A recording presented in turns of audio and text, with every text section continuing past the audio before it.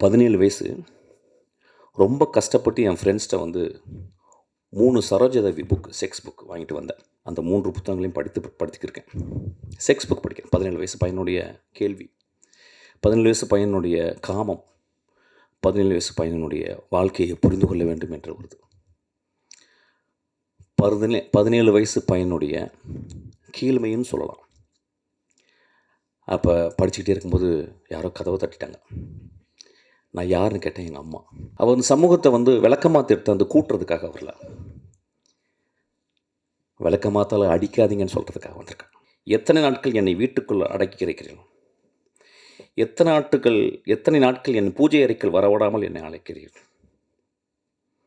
எத்தனை நாட்கள் நான் வாய் பேசக்கூடாது என்று சொல்கிறீர்கள்? எத்தனை நாட்கள் நான் வேகமாக நடக்கக்கூடாது என்று சொல்வீர்கள்? இது ரொம்ப முக்கியமான படம்னு நான் சொல்ல மாட்டேன். ஆனால் நிறைய சாக்கடைகள் படங்கள் எடுக்கிற இடத்துல இது ஒரு சந்தனக்கட்டை. நான் ஏதாவது பேட்டி கொடுத்தேன் கீழே, அவன் என்ன பூவா, அவன் என்ன, அதுவும் சொல்லக்கூடாது. ஆக்சுவலாக நிறைய கிட்ட அர்த்தம். எனக்கு அது ரொம்ப பிடிக்கும். எனக்கு சம்படி ஐ ஃபீல் வெரி ஆர்கசமிக்காக எனக்கு நான் ஃபீல் பண்ணுவேன். வெரி மேசோகிஸ்டிக் நான் ஆக்சுவலாக. ஆனால் குழந்தைய கொடுத்துட்டாதீங்க. வெற்றிமாருடைய மிகச்சிறந்த படமாக வாடிவாசல் அமையும். சூர்யாவின் மிகச்சிறந்த படமாக வாடிவாசல் அமையும். On to the life of the press meet, I would like to call Mishkin sir.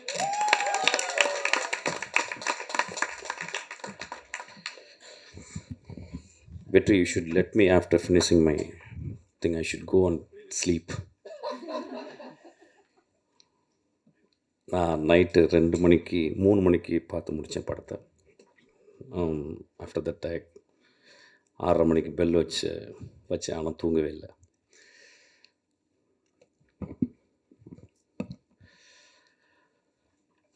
இரண்டாம் உலகப் போரில் ஃப்ரான்ஸில் நாசி படைகள் வந்து ஆக்கிரமிச்சிருந்துச்சு. அப்போ ஒரு நாசி ஆஃபீஸர், ஜெர்மன் ஆஃபீஸர், அவர் வந்து பிக்காசோனுடைய வீட்டுக்கு போகிறாரு. அந்த வீட்டில் அப்போ தான் வரைஞ்சி முடிச்சிருந்த ஒரு பெரிய பெயிண்டிங், அந்த பெயிண்டிங் பேர் குவர்னிகா. அதை அந்த நாசி ஆஃபீஸர் பார்த்துட்டு, இவ்வளவு மோசமான பெயிண்டிங்கை நீங்களாக வரைஞ்சிங்க அப்படின்னு பிக்காசோ அவர் கேட்குறாரு.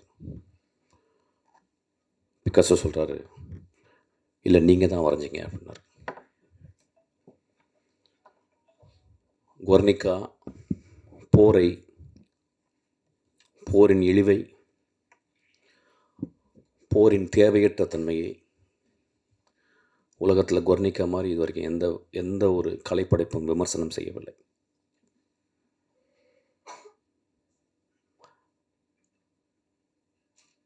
இதை வந்து நான் வயலன்ஸ் அப்படின்ற ஒரு புக்கில், ஜிசக்குடைய புக்கில் இப்போ நான் சமீபத்தில் படித்தேன். இந்த மேடையில் என்ன பேச வர போகிறேன் அப்படின்னு வழக்கம் போல் நான் என்ன பேச போகிறேன் எனக்கு தெரியல. It is going to be whatever comes, it's going to be again a performance. But it will be a very, very calm performance, not a very agitated performance. ஒரு கலைப்படைப்பு சமூகத்திலிருந்து தான் உருவாகுது. ஆனால் நம்ம சமூகம் கலைப்படைப்புகளை பார்த்து இந்த படைப்பு சமூகத்தை கெடுக்குது அப்படின்றாங்க. ரெண்டுமே நடக்குது. ஒரு மோசமான கலைப்படைப்பு சமூகத்தை கெடுக்குது. ஒரு நல்ல படைப்பு சமூகத்தை சிந்திக்க வைக்குது. ஒரு சினிமாவுடைய maximum impact, it can stop people for few seconds to think about life. நம்ம லைஃப்பில் நம்ம வந்து we are very busy always and we are terribly bored. We are terribly bored, that's why we are very busy. We are running, ஓடிக்கிட்டே இருக்கோம். அப்போ ஒரு தியேட்டருக்குள்ள ஒரு 2.5 மணி நேரம் போய் உட்காந்து ஒரு படத்தை பார்க்கும்போது, அந்த படம் பார்க்கும்போது நம்மளுடைய சித்தாந்தங்கள், நம்மளுடைய ஐடியாலஜிக்கல், நம்மளுக்கு பிடித்தவை நம்ம சின்ன வயசுலேருந்து வளர்ந்த நம்மளுக்கு அப்பா அம்மா, இந்த சமூகம், மதம், ஜாதிகள் சொன்ன இந்த சித்தாந்தங்களை அந்த கலைப்படைப்பு கேள்வி கேட்கும்போது, எதிர்க்கும் பொழுது நம்மளுக்கு பெரிய கோபம் வருது. இந்த கோபம் நியாயமுமானது தான். இந்த கோபம் நியாயமானது. ஆனால் நம்ம நல்லா புரிஞ்சுக்கணும், அந்த கலைப்படைப்பை எடுக்கிற அந்த மனிதன் எப்படியாப்பட்ட படைப்பை எடுத்திருக்கான் பாருங்கள். இந்த 100 வருஷத்தினுடைய தமிழ் சினிமாவை நீங்கள் ஒத்து பார்த்தீங்கன்னா, ஒரு சல்லடையில் போட்டு சலித்து பார்த்தீங்கன்னா எத்தனை படங்கள் தேரும். எவ்வளவு கோடிகள் ஒழுக்கமில்லாத படங்களுக்கு நம்ம கொட்டியிருக்கோம். எத்தனை மோசமான படங்களை நம்ம பார்த்து கைத்தட்டியிருக்கோம், விசில் அடிச்சிருக்கோம். அப்போ நம்ம மனசுக்குள்ளே கொஞ்சம் தர்மத்தோடு பேசணும்னு, விமர்சனம் செய்வதற்கு எல்லோருக்கும் உரிமை உண்டு. ஒரு சொசைட்டி இல்லை எவ்வளவு விமர்சனம் இருக்கோ அந்த அளவுக்கு சொசைட்டி ஹஸ் காட் அ ஃப்ரீடம்னு புரிஞ்சுக்கணும். ஆனால் அந்த விமர்சனம் ரொம்ப ஷார்ப்பாக இருக்கலாம், கிள்ளலாம், சின்ன பின்னில் குத்தலாம், ஒரு சின்ன துளி ரத்தமும் வரலாம். ஆனால் அந்த விமர்சனம் கழுத்தை துண்டிக்கக்கூடாது. அதுவும் ஒரு கலைஞனுடைய கழுத்தை துண்டிக்கக்கூடாது. இந்த படத்தை பற்றி நிறைய விமர்சனங்கள், சென்சாரில் பெரிய போராட்டம், அந்த படத்துலேயே தெரியும். There are many places it is choppy. I could see that it was chopped. அதை சென்சார் பண்ணுறதுக்கு உரிமை இருக்குது. அந்த சென்சாரில் இருந்த மனிதர்கள் அதை பண்ணுறதுக்கு உரிமை இருக்குது. அப்படியே அந்த படம், அந்த கலைப்படைப்பு கொஞ்சம் தப்பிச்சிருச்சு. நான் கலைப்படைப்புன்னு நீங்கள் என்ன சொல்லணுன்னா, நான் வருஷா பண்ணது மட்டும் கலைப்படைப்புன்னு சொல்ல, எல்லா படங்களும் சொல்கிறேன். எல்லா தோக்குற படங்களும். என் ஆஃபீஸ்க்குள்ள ஒரு அசிஸ்டன்ட் டைரக்டர் வந்தான்னா, என்னப்பா அப்படின்னா, நான் அசிஸ்டன்ட் டைரக்டர் ஆகணும்னு சொல்லும்போது எனக்கு அவன் மேலே ரொம்ப மரியாதை வந்துடும். ஏன் 2000 3000 தொழில் இருக்கும்போது ஒரு இளைஞன் நான் சமூகத்திற்கு கதை சொல்லணும்னு வரானே, அவன் எவ்வளோ பெரிய கலைஞன். அவனுக்கு சொல்ல தெரியுதோ இல்லையோ, அவனுக்கு சொல்ல வருதோ இல்லையோ, அவனால் சொல்ல முடிஞ்சதோ இல்லையோ, 30 வருடங்கள் ரோட்டிலே இந்த தெருவுகளில் வேஸ்ட் பண்ண, இந்த டீ கடையில் வேஸ்ட் பண்ண அசிஸ்டன்ட் டைரக்டர் எனக்கு தெரியும். என்னையோட வெற்றிமாறனோட அறிவான, ஆழ்ந்த சிந்தனை உள்ள, அன்பினால் உருவாக்கப்பட்ட அவ்வளவு மேன்மையான அசிஸ்டன்ட் டைரக்டர்கள் இந்த ரோடுகள் சாவடித்திருக்கு. அப்போ ஒரு படத்தை நம்ம பார்க்க வரோம். இந்த படத்தை எழுதின இந்த குழந்தை ரொம்ப நாளைக்கு முந்தைய ஒரு கூட்டம் தான் வெற்றி. எனக்கு அந்த குழந்தைய முத சேரும்போது அப்போ எத்தனை கொண்டு இப்போயும் வளரல, இவ்வளோ தான் வந்திருக்கா. அப்போ வரும்போது நான் பார்த்தேன் அந்த பொண்ணு. எப்பயுமே பொண்ணுங்க சினிமாவுக்கு வரும்போது அவ்வளோ சந்தோஷமாக இருக்கும். ஏன்னா ஆண்களால் அழுத்தப்பட்ட மோஸ்ட் மேல் செவனிஸ்டிக் ஏஜென்சி அப்படின்னா ஐ வுட் கால் சினிமா. அப்போ அதில் ஒரு பெண் வர்றா, ஒரு பூ முட்கள் கூட நடந்து வருது. அப்போ நான் அந்த பொண்ணை பார்த்துட்டு, இந்த பொண்ணு நல்லா பிரைட்டாக இருக்கான் வெற்றி அப்படின்னு 2-3 புத்தகம் கொடுத்தேன். அதை வெற்றி நேற்று எனக்கு சொன்னான். ஆக்சுவலாக இந்த படத்தை பார்க்க போகிறீங்க. இந்த படத்தை 50% பிடிக்க போகுது, 50% பிடிக்காமல் இருக்க போகுது. இதுதான் ஒரு திரைப்படம் செய்ய வேண்டிய வேலை. ஒரு திரைப்படத்தை 100% நல்லா இருக்குன்னு சொல்லிட்டா அந்த படத்தில் உண்மை இல்லைன்னு அர்த்தம். ஒரு படத்தில் 100% நல்லா இல்லைன்னா அது கலைப்படைப்பு சரியாக எடுக்கப்படவில்லை என்ற அர்த்தம். ஒரு படம் 50 விழுக்காடு நல்லா இருக்குன்னு சொன்னாலும் 50 விழுக்காடு நல்லா இல்லைன்னு சொல்லணும், அது நல்ல கலைப்படைப்புன்னு நான் புரிஞ்சுக்கிறேன். ஒருவேளை இந்த படம் அந்த 50 விழுக்காடு நல்லா இருக்குன்னு சொன்னவங்கள மனசுக்குள்ளே வச்சுட்டு 25 விழுக்காடு மட்டும் நல்லா இருக்குன்னு சொல்லலாம். ஸோ 75 விழுக்காடு இந்த படத்தை நிராகரிக்கலாம். ஆனால் அந்த படத்தினுடைய நியாயத்தை நீங்கள் பார்க்கணும். இந்த படத்தை நேற்று இரவு நாங்கள் ஒரு 6 பேர் பார்த்தோம், 5 பேர் பார்த்தோம். அந்த படத்தை பார்த்து முடித்த உடனே லைட் போட்டு வெற்றி எனக்காக வெயிட் பண்ணிகிட்டே இருந்தான். அப்புறம் தூங்கிட்டான். வெற்றி என்னை மாதிரி தூங்காதவன் கிடையாது, கரெக்டாக தூங்கிடுவான். ஆனால் அதுக்கப்புறம் நான் ஒரு 3 மணிக்கு ஒரு 2:30 மணிக்கு எழுப்பி பேசினேன். அப்போ அந்த படம் முடிஞ்ச பிறகு என் அசிஸ்டன்ட் டைரக்டர் ஒரு நீண்ட விவாதம் பண்ணாங்க. அந்த விவாதத்தில் வந்து இரு அணியாக மாதிரி எனக்கு பிடிக்கல சார், எனக்கு பிடிச்சது சார் அப்படின்னு ஒரு பெரிய விவாதம் வந்துச்சு. நான் டேரக்டராக அந்த பசங்க பேசுகிறத கேட்டுகிட்டே இருந்தேன். 4 பேர் ரொம்ப உக்கிரமாக பேசினாங்க. அதில் அவங்களுக்குள்ள சண்டையெல்லாம் வந்துச்சு. அதில் 5ஆவதாக ஒரு அசிஸ்டன்ட் டைரக்டர் ரொம்ப அமைதியாக உட்கார்ந்துருந்தாங்க. அவள் ஒரு பெண். அப்போ நான் சொன்னேன், டேய் நில்லுங்கடா, நம்ம எல்லாம் ஆம்பளைங்களே பேசிக்கிருக்கோம் ஒரு படத்தை பார்த்து. இது பெண் வாழ்க்கையை பற்றி, பெண்ணுடைய அந்தரங்கங்களை பற்றி, பெண்ணுடைய ஆசையை பற்றி எடுத்திருக்கா. ஆம்பளைங்களுக்கு புரியாதரா, அந்த பெண்கிட்ட கேட்கலாம் அப்படின்னு. அந்த பெண் சொன்னால் எனக்கு பிடிச்சிருக்கு சார்.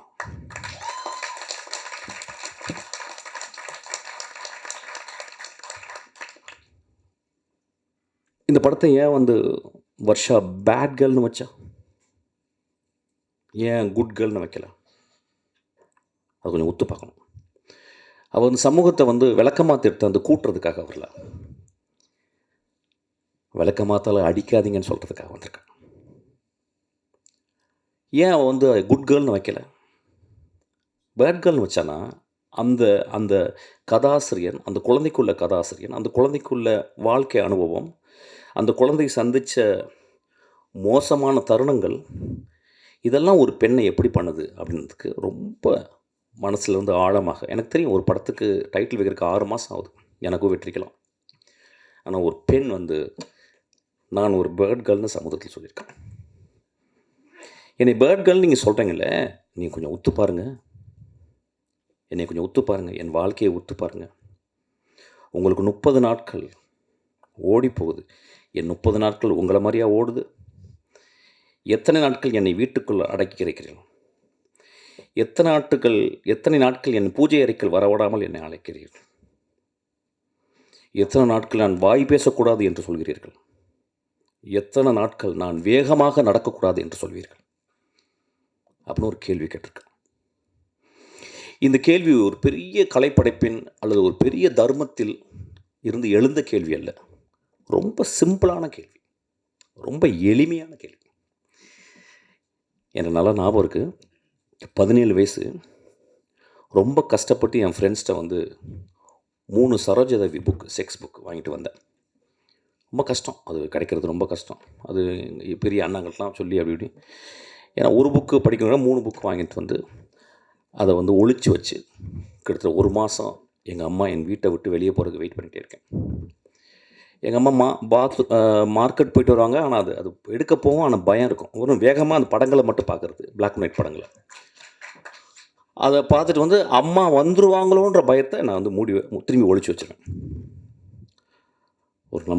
ஒரு நாள் எங்கள் அம்மா, டேய் நான் வரக்கு ஒரு 2 ஹவர் ஆகும்டா, நான் மார்க்கெட்டு போயிட்டு ஒருத்தங்க பார்த்துட்டு வரேன்டான்னு சொன்னாங்க. எங்கள் அம்மா பொண்ணு கதவை சாத்திட்டு அந்த 3 புத்தகங்களையும் படித்துக்கிருக்கேன். செக்ஸ் புக் படிக்கிறேன். 17 வயசு பையனுடைய கேள்வி, 17 வயசு பையனுடைய காமம், 17 வயசு பையனுடைய வாழ்க்கையை புரிந்து கொள்ள வேண்டும் என்ற ஒரு 17 வயசு பையனுடைய கீழ்மைன்னு சொல்லலாம். அப்போ படிச்சுக்கிட்டே இருக்கும்போது யாரோ கதவை தட்டிட்டாங்க. நான் யாருன்னு கேட்டேன். எங்கள் அம்மா. என்னென்னா, பர்ஸ்லேருந்து காசு எடுத்து போக மறந்துட்டேன். நான் உடனே அந்த புத்தகம் என்ன பண்ணுன்னு தெரில. எங்கள் வீடு பெரிய வீடு, ரொம்ப வறுமையான வீடு, சின்ன வீடு, ஒரு ரூம் தான். அப்போ ஒரு டேபிள் இருந்துச்சு, டேபிள் மேலே ஒரு டைனோரா டிவி இருந்துச்சு. அந்த டேபிளுக்கு அந்த பக்கம் கேப்பில் அந்த 3 புத்தகங்களை போட்டு வட்டேன். உடம்பெல்லாம் வேர்த்துருச்சு. எங்கள் அம்மா திறந்து பார்த்து, என்னடாச்சு? இல்லைம்மா எனக்கு ஒரு மாதிரி ஜுரம் அடிக்கிற மாதிரி இருக்கும். வெளியே ஓடிட்டேன். வெளியே ஓடி ஒரு 3 மணி நேரம் கிரிக்கெட் விளையாட போயிட்டேன். பக்கத்தில் உட்லண்ட்ஸு, அந்த பழைய உட்லண்ட்ஸ், அங்கே கிரிக்கெட் விளையாட போயிட்டு சாயங்காலம் ஒரு 6 மணிக்கு வரேன்.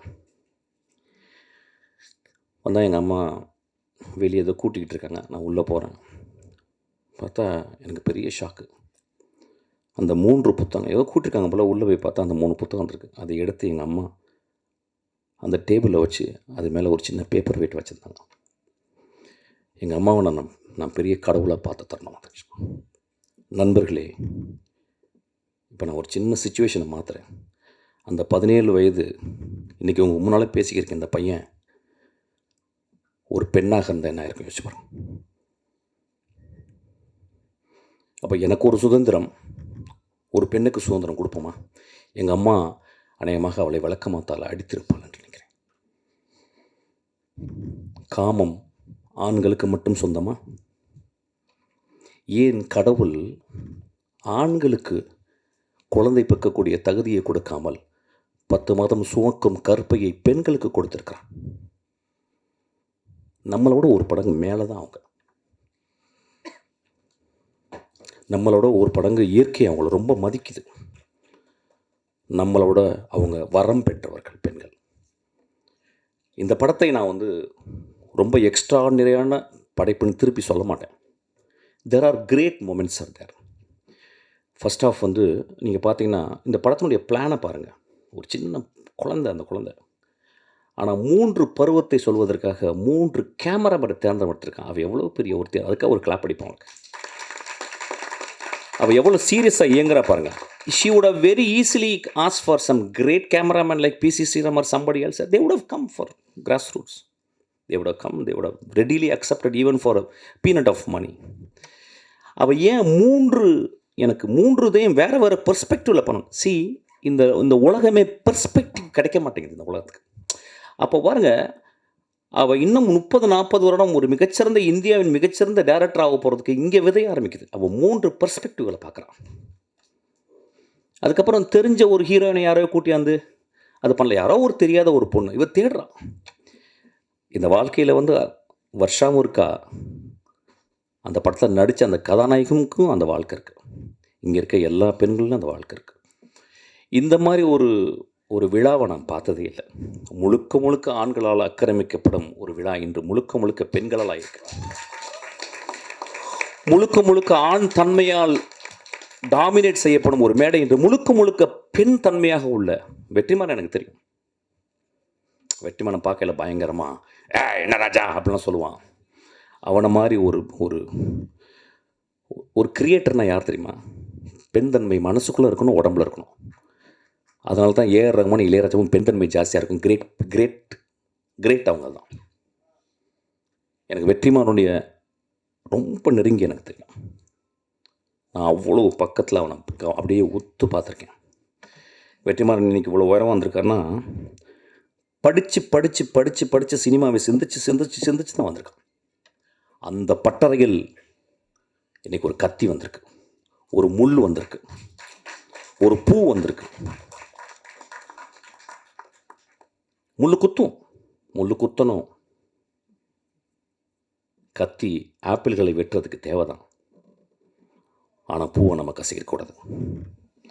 அவர் இந்த படத்தில் ஒரு ஃபில்ம் மேக்கராக the way she handle the close ups, இந்த படத்தை ஒரு நல்ல ஸ்டடின்னு சொல்கிறேன். அதாவது நெக்ஸ்ட் ஜெனரேஷனுக்கு இந்த படத்தினுடைய க்ளோஸ்அப், ஒரு பெண்ணை எனக்கு தெரிஞ்ச தமிழ் சினிமாவில், இந்தியன் சினிமாவில் ஒரு பெண்ணினுடைய முகத்தை இத்தனை ஆங்கிளில் இவ்வளவு அழகாக எந்த படமும் காட்டலன்னு நினைக்கிறேன். மணி சார் ஒரு பேட்டியில் சொல்லியிருக்காரு, there are very very few directors who knows how to compose close-ups அப்படின்ட்டு. I think she is one of the director. இந்த படத்தில் அந்த க்ளோஸ்அப்பில் அந்த கதாநாயகனுடைய பருவை காட்டிருக்கு. அது வெரி சிம்பாலிக். அந்த பரு எவ்வளோ ஒரு எவ்வளோ இரிட்டேட்டிங்காக இருக்க ஒரு விஷயம். ஆனால் பரு இல்லாத வாழ்க்கை இருக்கா? பரு இல்லாமல் ஒரு பெண் பருவம் அடைய முடியுமா? அப்போ வாழ்க்கையில் நமக்குள்ளே இருக்குது. ஒட்டடை குச்சிகள் இல்லாத வீடு முழுமையாகுமா? ஒட்டடை குச்சிகள் இல்லாத வீடு முழுமையாகுமா? வீட்டுக்குள் எப்பொழுதுமே ஒட்டடைகள் செய்கிறோம். என் மகளுக்கு ப்ராப்ளம் வந்திருக்கு. இன்றைக்கி அவள் ப்ராப்ளம் இல்லாமல் இருக்கா, 26 வருஷம் 25 வயசில். இன்றைக்கி என் மகளை பார்த்தா அப்படியே எதை பற்றியும் நான் கேட்குறதில்ல. ஆனால் அவளுக்கு 13 வயது பருவம் அடைந்தது அவளுக்கு நிறைய ப்ராப்ளம் வந்திருக்கு. நம்ம எல்லாருக்குள்ளேயும் கருணையோடு நம்ம பார்க்கணும். இந்த படத்தை நீங்கள் கருணையோடு பார்க்கணும் நான் கேட்குறேன். வெற்றிமாறன் ரொம்ப சின்சியராக இந்த படத்தை தயாரிச்சிருக்கான். அவன் நினச்சிருந்தா யாரோ ஒரு பெரிய டேரக்டர் கூப்பிட்டு நான் இவ்வளோ காசு போடுறேன், எனக்கு இவ்வளோ சம்பாரிச்சு கொடுக்குற மாதிரி ஒரு படம் எடுத்து கொடுக்குறேன்னு சொல்லலை. எனக்கு காசு வேணாண்டி வர்ஷா, உன் இதயத்துலேருந்து ஒன்று எடுத்திருக்கேன், அதுக்காக அதை வச்சுக்கடி. நான் கஷ்டப்பட்டு சம்பாரித்த பணத்தை கொடுத்துருக்கேன், அதுக்காக அவனுக்கு கொடுக்குறேன். இந்த படம் நீங்கள் பார்க்கும்போது உங்களுக்கு சில நேரங்களில் சந்தோஷத்தை ஏற்படுத்தலாம், சில நேரங்களில் வருத்தத்தை ஏற்படுத்தலாம். இது ரெண்டையும் அந்த தியேட்டருக்குள்ளேயே பார்த்துட்டு வெளியே வாங்க. கொஞ்சமாக திட்டுங்க வர்ஷாவை. இப்போ என்னையெல்லாம் நல்லா கெட்ட வார்த்தையில் திட்டுவாங்க. நான் ஏதாவது பேட்டி கொடுத்தேன்னா கீழே, அவன் என்ன பூவா, அவன் என்ன, அதுவும் சொல்லக்கூடாது ஆக்சுவலாக. நிறைய கெட்ட வார்த்தை. எனக்கு அது ரொம்ப பிடிக்கும். எனக்கு சம்படி ஐ ஃபீல் வெரி ஆர்கசமிக்காக எனக்கு நான் ஃபீல் பண்ணுவேன். அது வெரி மேசோகிஸ்டிக் நான் ஆக்சுவலாக. அந்த குழந்தைய அப்படி திட்டாதீங்க. அந்த குழந்தை ஒரு பெரிய வைரம். ஒருவேளை தமிழில் இந்தியாவில் முதல் ஆஸ்காரவை வாங்கலாம்.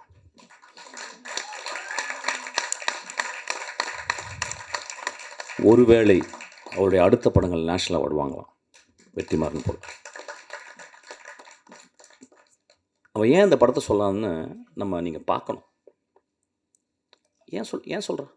அவன் ஏன் சார் ஓப்பன் பண்ணால் ஒருத்தர் வரீங்க சார், அப்படியே ஆடுறீங்க சார், விசில் அடிக்கிறீங்க சார், ஒரு 2 பொண்ணு உங்களை லவ் பண்ணுது சார், ஒரு அம்மா சென்டிமெண்ட் சார், அதுக்கப்புறம் மிஷ்கின் சார் படத்துலேருந்து வர மாதிரி ஒரு குத்துப்பாட்டு சார், அதுக்கப்புறம் ஒரு ஒரு 300 பேர் அடிக்கிறீங்க சார், அப்புறம் சார் அப்புறம் எதுக்கு பார்த்தீங்கன்னே தெரியாமல் நீ வெளியே போயிடணும் சார் சொரிஞ்சுக்கிட்டே.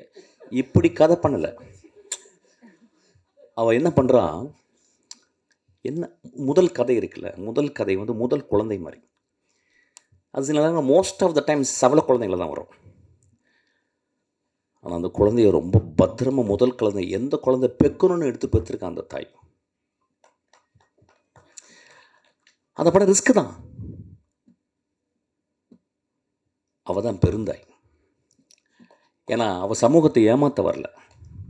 சமூகத்தில் அப்படி சுரண்டி கொடுத்து, அப்படி வருடி கொடுத்து, அப்படியே எண்ணெயை அப்படியே இறகுல தொட்டு வருடி கொடுத்து நான் படத்தை ஹிட் பண்ணி, நான் அடுத்தது இதில் 25 லட்சம், அதில் 40 லட்சம், அடுத்தது 2 கோடி ரூபாய் போகணும் அப்படின்னு அவள் என்ன இல்லை. அவள் தன்னை சுருக்கி கொண்டு, ஒரு நத்தை போல் சுருங்கி, தன் வாழ்க்கையை முதல் நாள்லேருந்து 32 வயசு வரைக்கும் என்ன நடந்துச்சு அப்படின்றத ஒரு கேமரா வச்சு எடுத்திருக்கா. அதை அந்த எடிட்டர் அம்மா கட் பண்ணி 1 ஹவர் 55 நிமிஷம் கொடுத்துருக்காங்க உங்களுக்கு.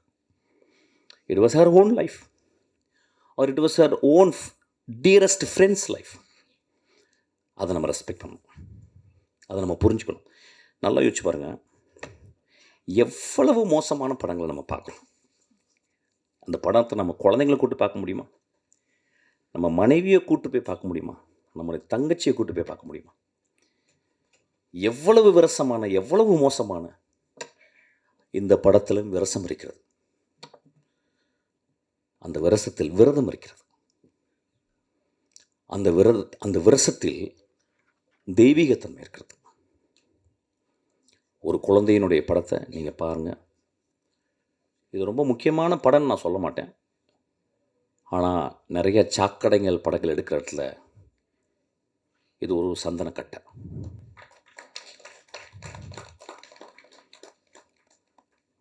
பத்திரிகையாளரை பற்றி என் படங்கள் கூட நான் கேட்டதில்லை.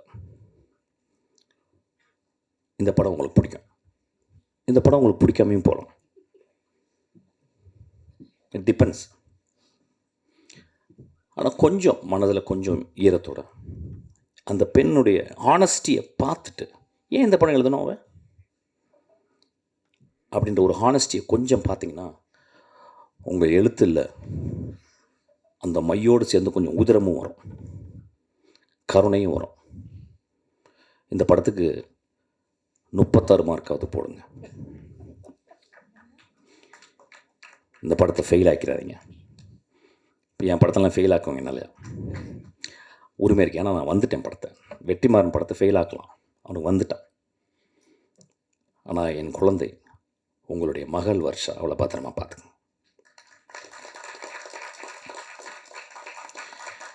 தேங்க்யூ.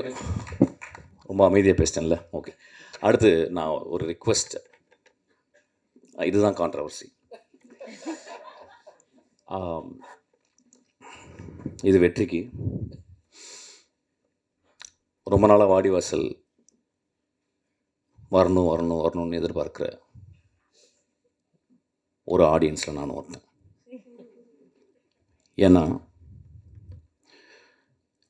கிட்டத்தட்ட 60 வருடங்கள் தமிழில் இலக்கியம் என்று கருதப்படுகிற ஒரு பொன்னியின் செல்வனுக்கு 60 வருஷத்துக்கு அப்புறம் 65 வருஷத்துக்கு அப்புறம் மணிரத்னம் சார் அதுக்கு உயிர் கொடுத்தாருன்னா அது ஒரு வேறு வெர்ஷன் ஆஃப் ஒரு மீடியத்தில் கொண்டு வந்து அது ஒரு எக்ஸ்ட்ராடனரி விஷுவலாக ப்ரெசென்ட் பண்ணார். அந்த மாதிரி 60 வருஷமாக என்று தமிழில் கருதப்படுகிற ஒரு கிளாசிக் என்று கருதப்படுகிற ஒரு வாடிவாசல் அது எடுக்கக்கூடிய ஆப்பர்ச்சுனிட்டி வெற்றிமாறனுக்கும் சூர்யாவுக்கும் தானு சாருக்கும் வந்துச்சு. எனக்கு வெற்றிமாறனை பற்றி தெரியும். கடும் உழைப்பாளின்னு சொல்ல மாட்டேன், பெரும் உழைப்பாளி. கிட்டத்தட்ட ஒரு மேட்னஸுடைய உச்சத்தை போயிட்டு அப்படியே தொட்டு நக்கிட்டே வர ஒரு பெரிய படைப்பாளி. இஸ் நாட் சும்மா அப்படி இருக்க மாட்டான். எப்போ போனால் நான் என்ன புக்கு கேட்பேன்னா, I will read something about very politically very பொட்டன்ட்டான book. I will never satisfy with romcom, இதெல்லாம் இது பண்ண மாட்டான். ஸோ இந்த படம் வாடிவாசல் ஒரு கிளாசிக் அன்று தமிழில் கருதப்படுகிற ஒரு படம். கிரேட் புக்குன்னு நான் சொல்ல மாட்டேன், ஒரு வார் அண்ட் பீஸ் மாதிரி சொல்ல மாட்டேன், பட் இது தமிழில் வந்த ஒரு கிளாசிக். இந்த வாய்ப்பு இது வெற்றி கிடைச்சது நான் ரொம்ப சந்தோஷப்படுறேன். அப்புறம் இந்த படத்தை சூர்யா பண்ணும்போது ஒரு பெரும் அழகன் அவன் சூர்யா, ஒரு பெரிய அறிவாளி வெற்றிமாறன், ஒரு அழகனும் அறிவாளியும் சேர்ந்த அந்த படம் எப்படி இருக்கு பாருங்கள். அதனால் அந்த படத்தை வரணும்னு நான் ரொம்ப ஆசைப்பட்றேன். ஏதாவது டிஃப்ரென்ஸ் ஆஃப் ஒப்பீனியன் இருக்கலாம். வெற்றிமாறனுடைய மிகச்சிறந்த படமாக வாடிவாசல் அமையும், சூர்யாவின் மிகச்சிறந்த படமாக வாடிவாசல் அமையும். இந்த மேடையில் அவர் சொல்கிறேன், நம்புகிறேன். சீக்கிரம் அந்த படம் ஆரம்பிக்கிறதுக்காக நான் வெற்றியை தாழ்ந்து ரிக்வஸ்ட் பண்ணி கேட்டுக்கிறேன். Thank you so much.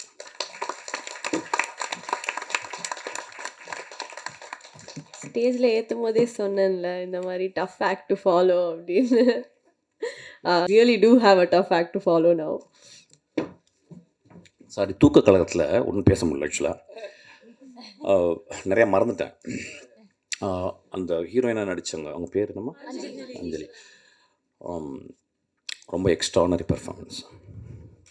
There are places where she struggles. ஏன்னா பிகாஸ் லாங்குவேஜ் வரல, நிறைய இடத்துல கஷ்டப்பட்டுருக்கா அந்த பாப்பா. ஆனால் ரொம்ப ஒரு எக்ஸ்ட்ரானரி ஒரு பொட்டண்ட்டான ஒரு ஆக்ட்ரஸ். ஆக்சுவலி ஒரு ஆக்டர், நான் ஆக்டர் சொல்லக்கூடாது, ஆக்டர். அதுக்கப்புறம் அந்த படத்தில் நடித்தவங்க எல்லாருமே, இந்த படத்தில் பர்டிகுலராக எடிட்டர், அவங்களுடைய ஒர்க் இந்த எடிட்டிங்கை ஒரு ஆண் பண்ணியிருக்க முடியாதுன்னு நினைக்கிறேன். ஆக்சுவலாக இது ஒரு பெண்ணுடைய பார்வையில் தான் இந்த எடிட்டிங். உட்காருங்கம்மா. அந்த படத்தில் நடிச்சிங்க எல்லாருக்குமே, கேமராமேன் அந்த பையன், அதுக்கப்புறம் அம்மா எங்கள் ஊர் பாட்டுக்காரனை ஒரு 50 வாட்டி நான் பார்த்துருப்பேன். நான் யுத்தம் செய்ய எழுதி முடிச்சு யார் ஹீரோ, நான் கதை சொல்லி முடிச்சிட்டேன். அகோரம் சாருக்கு யார் ஹீரோ, நாங்கள் பாண்டியர் ராமராஜன் சொல்லிட்டேன். அவர் ஐயோ நெஞ்சில் கை வச்சு எதிர்ச்சிட்டாரு. நான் நிஜமாகவே ராமராஜனுக்கு தான் அந்த படம் எழுதினேன். ஏன் மதுரையிலேருந்து வர ஒரு டிடெக்டிவாக இருக்கக்கூடாதா? மதுரையிலேருந்து ஓட்ட இங்கிலீஷ் பேசுகிறேன், நாம் ஓட்ட இங்கிலீஷ் பேசுகிறேனே, அவர் பேசக்கூடாதா? ஆனால் ப்ரொடியூசர் பயந்தார். சரி சார், அப்போ சேரன் சார் உங்கள் அப்பா அப்படின்னு உட்காந்தார். அப்படி தான் சேரன் வந்தார். உங்களை ரொம்ப நசிச்சிருக்கேம்மா, இந்த படத்தில் ரொம்ப எக்ஸ்ட்ரானரியா. I think you used all your maybe 35 years you couldn't come. Actually that gap made you a kind of a boiler, actually kind of ஒரு ரொம்ப பியூட்டிஃபுல்லாக நினச்சிருந்தீங்க. அதாவது எனக்கு தெரிஞ்சது, அதாவது இருக்கிறதுலே கஷ்டம் குடிகாரனோட குடிச்சிட்டு குடிக்காமல் இருக்குன்னு கண்ட்ரோல் பண்ணுறது தான் ரொம்ப கஷ்டம். ஆக்சுவலாக அந்த தாய் முழுக்க தான் 2 பக்கமும் இருதலைக்குள்ளி எறும்பு போல் கஷ்டப்பட்டுக்கிட்டே, இந்த பக்கம் ஒரு வீடு, இந்த பக்கம் குழந்தை, அதுக்குள்ளே படுற கஷ்டத்தை ரொம்ப எக்ஸ்ட்ரானரியாக பண்ணிங்க. தேங்க்யூ. அதுக்கப்புறம் எனக்கு பெரிய சர்ப்ரைஸ் சரண்யா ஒரு எக்ஸ்ட்ரானரி ஆக்ட்ரஸ். என் படத்தில் நான் ஏதாவது ஒரு சின்ன கேரக்டர் தான் எழுத முடியாது. ஆக்சுவலி ஒரு சின்ன கேரக்டர் கூட பண்ணுவாள். அவ்வளோ ஒரு ஒரு ரொம்ப ரொம்ப ஒரு ஜென்யூனான ஹார்ட்டான இந்த படத்தில் வந்து நல்ல பெர்ஃபார்மர். டப்பிங் நீ பண்ணியிருக்கலாம், ஆனால் கொஞ்சம் தப்பாக இங்கிலீஷ் பேச தெரியும், அதனால தான் வருஷம் கரெக்ட் பண்ணிட்டா அப்படியே. அதில் புரிஞ்சிருச்சு ஆக்சுவலாக. யாரோ நல்லா டப் பண்ணியிருக்காங்க, இங்கிலீஷ்லாம் சரண்யா வாயில் வந்து பேச வச்சுருக்காங்க, அதனால் ரொம்ப தேங்க்ஸ். இந்த பாப்பா யார்? இந்த பாப்பா நீ ரொம்ப எக்ஸ்ட்ரானரியாக பண்ணியிருக்கான் அவன். இந்த இன்றைக்கி வந்து I think she rule this stage. ரொம்ப நல்லா இருந்துச்சு. Thank you so much. பாரா மிஸ்கின் கிட்டலாம் காம்ப்ளிமெண்ட் வாங்குற லெவலுக்கு வந்துட்டேன் நான். அதுக்கும் தேங்க்ஸ் வெற்றி சட்டஸாக சொல்லணும், ஏன்னா அவர் தான் என்னை கூப்பிட்டு வந்தார்.